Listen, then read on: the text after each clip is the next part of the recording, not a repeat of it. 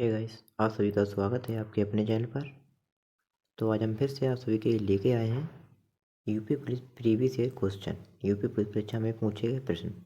तो कृपया करके वीडियो को ध्यान से देखें। आप लोगों से रिक्वेस्ट है, वीडियो को फुल देखा करें। चलिए वीडियो को शुरू करते हैं। आज का अपना पहला प्रश्न है, किसने 1862 में इंदु प्रकाश का प्रकाशन किया?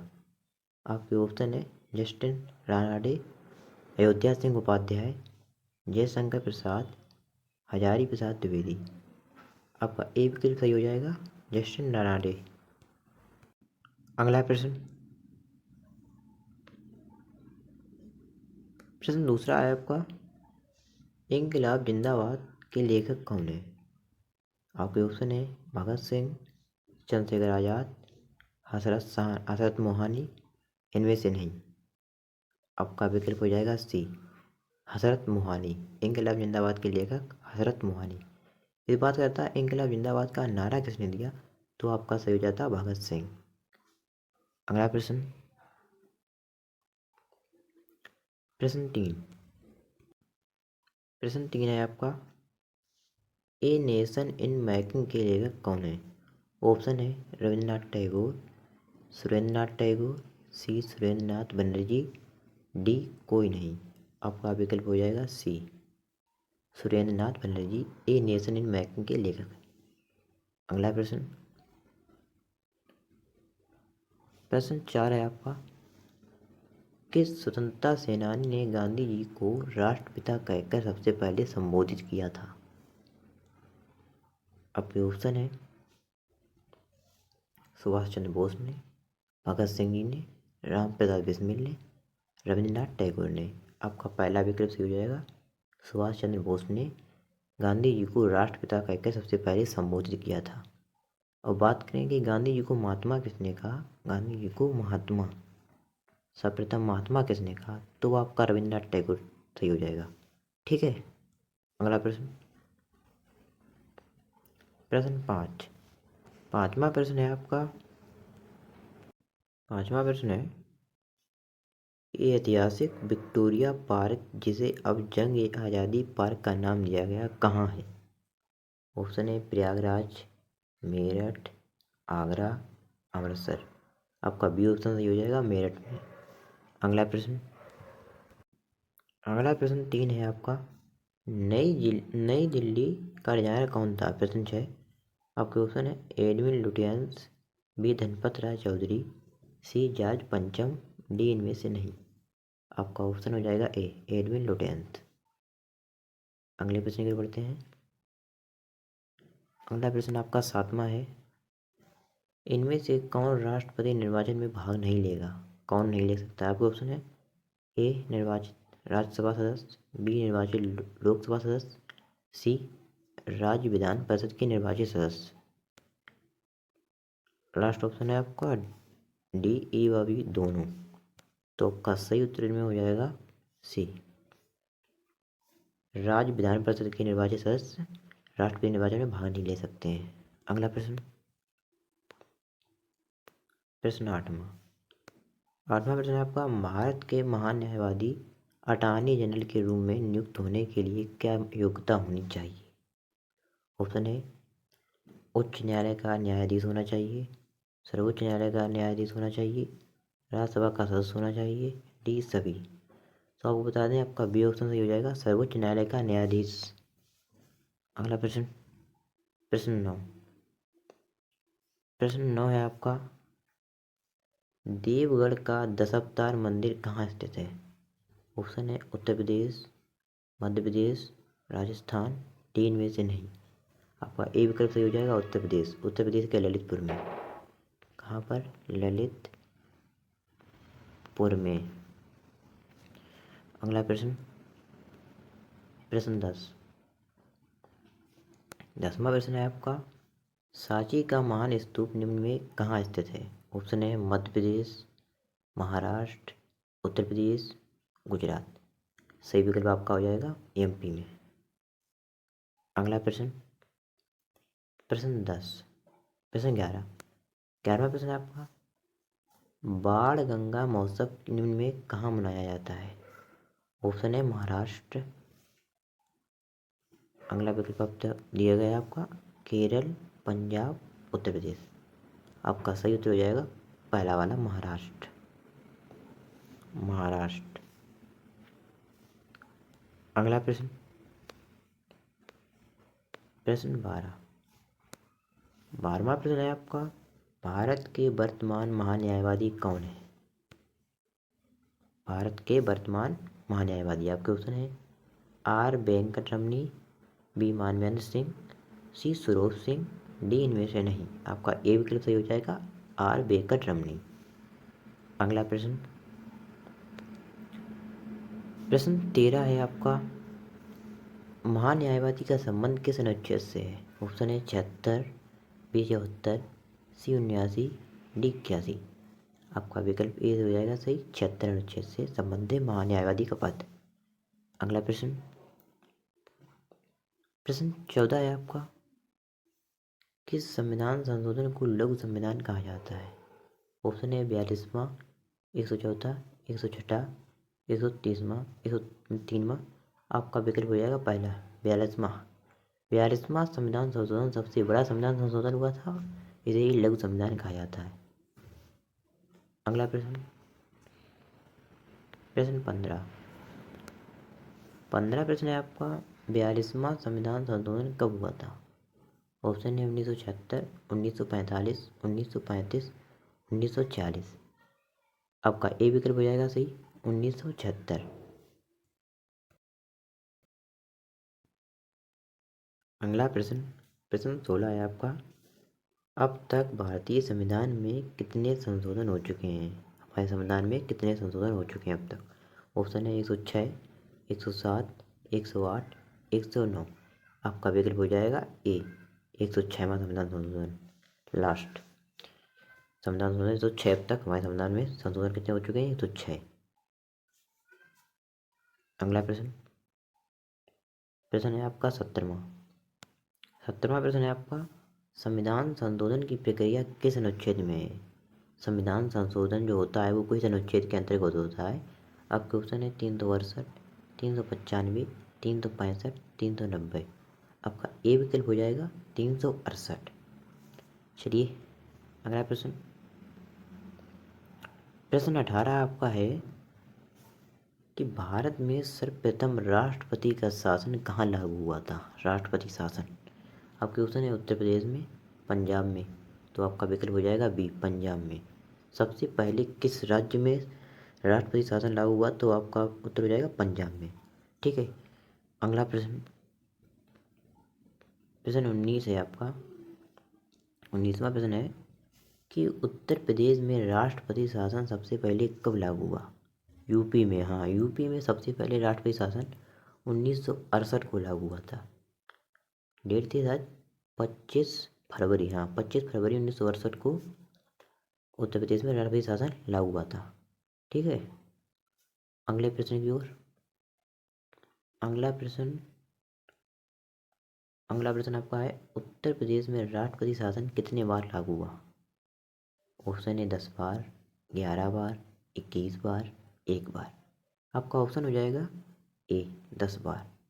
हम आपको बता दें कि यूपी में सबसे अधिक बार राष्ट्रपति शासन लागू हुआ 10 बार। ठीक है। अगला प्रश्न, आया आपका 21वां है, उत्तर प्रदेश का उच्च न्यायालय कहाँ है? ऑप्शन है आपका लखनऊ, बी प्रयागराज, सी आगरा, डी कन्नौज। इस प्रश्न का आंसर आप लोग कमेंट बॉक्स में बताना। इसका आंसर आप लोग कमेंट बॉक्स में बताना। ठीक है। इसका आंसर तो आपको जरूर पता होना चाहिए। 5 नदियों की भूमि किसे कहते हैं? 5 नदियों की भूमि किसे कहते हैं? आपके ऑप्शन दिए हैं ए पंजाब, बी बिहार, सी गोवा, डी राजस्थान। इसमें आपका सही आंसर हो जाएगा, वो हो जाएगा पंजाब। पंजाब को ही हम 5 नदियों की भूमि कहते हैं। अगला प्रश्न, प्रश्न 2, सिंधु नदी का उद्गम किस झील से होता है? सिंधु नदी का उद्गम किस झील से होता है? आपके ऑप्शन हैं ए बुलर झील से, बी बैकाल झील से, सी डल झील से, डी मानसरोवर झील से। इसमें आपका सही आंसर हो जाएगा डी, मानसरोवर झील से। तो ये कहाँ है? तो ये है तिब्बत में।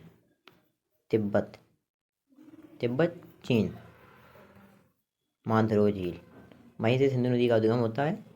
अगला प्रश्न प्रश्न 3। तीसरा प्रश्न है हमारा, भारत में सबसे बड़ी नदी, भारत में सबसे बड़ी नदी कौन थी? आयतन में, आयतन में भारत की सबसे बड़ी नदी। आपके ऑप्शन दिए हैं ब्रह्मपुत्र, गंगा, यमुना। जैसे कि आपको बता दें, भारत की सबसे बड़ी नदी होती है गंगा, लेकिन आयतन में पूछा जाए, आयतन में भारत की सबसे बड़ी नदी लंबाई चौड़ाई में, तो आपका सही आंसर हो जाएगा ब्रह्मपुत्र, ब्रह्मपुत्र। अगला प्रश्न प्रश्न 4। प्रश्न 4 आप प्रश्न 4, गंगा नदी को बांग्लादेश में क्या कहते हैं? इसमें आपका सही आंसर हो जाएगा बी, पद्मा। गंगा नदी को ही बांग्लादेश में पद्मा के नाम से जाना जाता है। अगला प्रश्न प्रश्न 5। आपका है, झेलम नदी का प्राचीन नाम, झेलम नदी का प्राचीन नाम क्या है? आपके ऑप्शन दिए हैं, ए परुसड़ी, बी पद्मा, सी नीलम, डी अस्किनी। इसमें से आपका जो सही आंसर हो जाएगा वो हो जाएगा सी। अगला प्रश्न प्रश्न 6। प्रश्न 6 आपका है, सिंधु नदी की सबसे बड़ी सहायक नदी, सिंधु नदी की सबसे बड़ी सहायक नदी। इसमें आपका पहला ही आंसर सही हो जाएगा, ए चुनाव, चुनाव नदी सिंधु नदी की सबसे बड़ी सहायक नदी है। अगला प्रश्न प्रश्न 7। सातवां प्रश्न आपका है, सिंधु नदी का उद्गम कहाँ से होता है?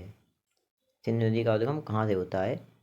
आपके ऑप्शन है, A Tibet, B Bharat, Japan, D Pakistan. जैसा कि आपको बताया, सिंधु नदी का उद्गम तिब्बत से होता है। और झील की बात करें तो मानसरोवर झील, मानसरोवर झील।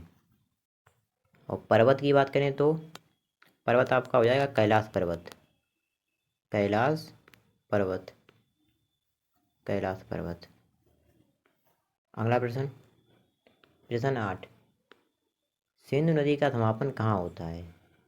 सिंधु नदी का समापन कहाँ होता है? आपके ऑप्शन दिए पाकिस्तान, चीन, जापान, बांग्लादेश। इसमें आपका सही आंसर हो जाएगा ए पाकिस्तान। सिंधु नदी पाकिस्तान से होती हुई अरब सागर में गिर जाती है, कराची से होते हुए पाकिस्तान का जो कराची है उसमें होते हुए अरब सागर में गिर जाती है। अगला प्रश्न प्रश्न 9। भारत पाकिस्तान की सीमा रेखा को क्या कहते हैं? आपके ऑप्शन है, रेड क्लिफ, आगे डुरंड, मैकमोहन और हुरन। इसमें आपका सही आंसर जो हो जाएगा वो हो जाएगा रेड क्लिफ। पहला आंसर आपका सही हो जाएगा, पहला ए वाला, रेड क्लिफ। अगला प्रश्न प्रश्न 10। प्रश्न 10 आपका है, विश्व की एकमात्र तैरती हुई झील कौन सी है? आपके ऑप्शन है बुलर, बैकाल, डल, लोकटक। इसमें आपका सही आंसर हो जाएगा लोकटक झील। लोकटक झील विश्व की एकमात्र तैरती हुई झील है, जो कि मणिपुर में है। कहाँ है? मणिपुर में, मणिपुर में। अगला प्रश्न प्रश्न 11। 11वां प्रश्न है आपका, भारत चीन की सीमा रेखा को क्या कहते हैं? जैसा कि आपको बताया, भारत और पाकिस्तान की सीमा रेखा को रेड क्लिफ कहते हैं, और भारत चीन की सीमा रेखा को क्या कहते हैं? इसमें आपका सही आंसर हो जाएगा मैकमोहन।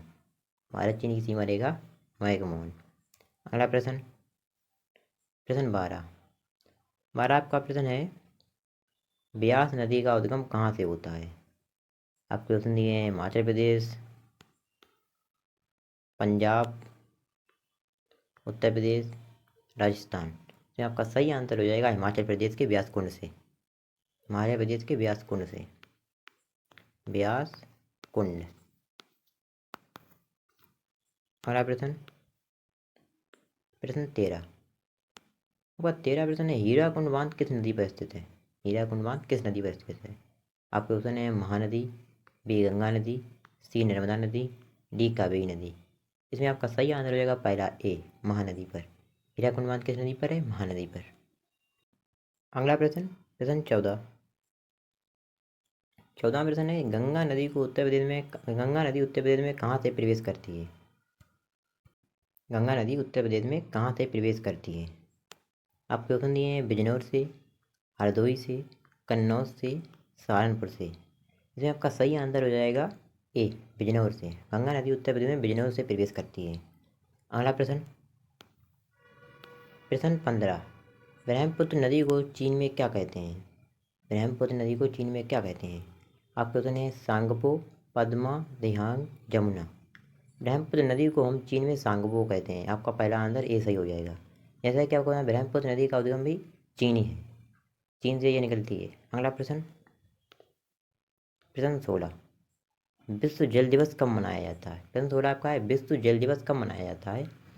आपका ऑप्शन है 22 मार्च, 24 मार्च, 22 अप्रैल, 21 मई। इसमें आपका सही आंसर हो जाएगा ए 22 मार्च।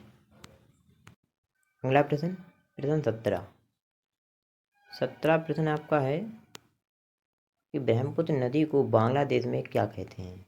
ब्रह्मपुत्र नदी को बांग्लादेश में क्या कहते हैं? आपका ए ऑप्शन है जमुना, बी गंगा, सी अस्किनी, डी यमुना। जैसा कि अधिकतर लोग मानते हैं कि जमुना और यमुना एक ही होते हैं, जबकि ऐसा नहीं है। जमुना और यमुना अलग होती है। ब्रह्मपुत्र नदी जो होती है उसे हम बांग्लादेश में जमुना के नाम से जानते हैं, यमुना नदी अलग है।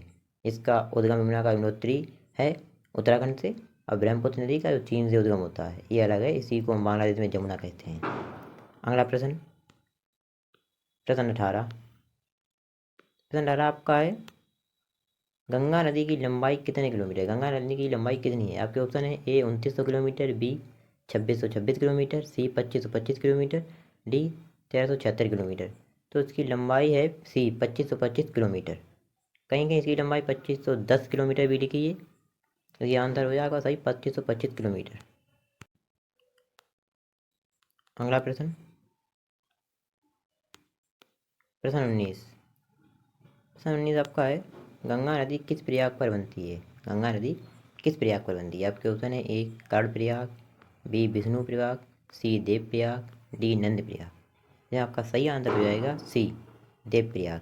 गंगा नदी का जो मतलब बनती है गंगा नदी वो देव प्रयाग से। जैसे आपको पता है गंगा नदी किससे बनती है? अलकनंदा और भागीरथी से मिलकर गंगा नदी का निर्माण होता है, जो कि देव प्रयाग पर बनता है। और आपको बता दें प्रयाग भी 5 होते हैं, 4 तो लिखे हैं, कर्णप्रयाग, विष्णुप्रयाग, देवप्रयाग, नंदप्रयाग। एक प्रयाग और होता है उसका नाम होता है रुद्रप्रयाग, रुद्रप्रयाग। 5वां प्रयाग जो होता है रुद्रप्रयाग। ये 2 नदियों के मिलन से बनते हैं प्रयाग, पंचप्रयाग होते हैं ये 5 प्रयाग। अगला प्रश्न, अगला प्रश्न आपका है प्रश्न 20, खुला नाला किस नदी को कहते हैं? खुला हुआ नाला किस नदी को कहा जाता है? आपके ऑप्शन है गंगा, यमुना, नर्मदा, ब्रह्मपुत्र। इसमें आपका सही आंसर हो जाएगा बी यमुना। यमुना नदी को खुला नाला कहते हैं। अगला प्रश्न 21, 21 प्रश्न आपका है यमुना नदी उत्तर प्रदेश में कहाँ से प्रवेश करती है? जैसा कि आपको बताया हमने गंगा नदी उत्तर प्रदेश में कहाँ से प्रवेश करती है? बिजनौर से।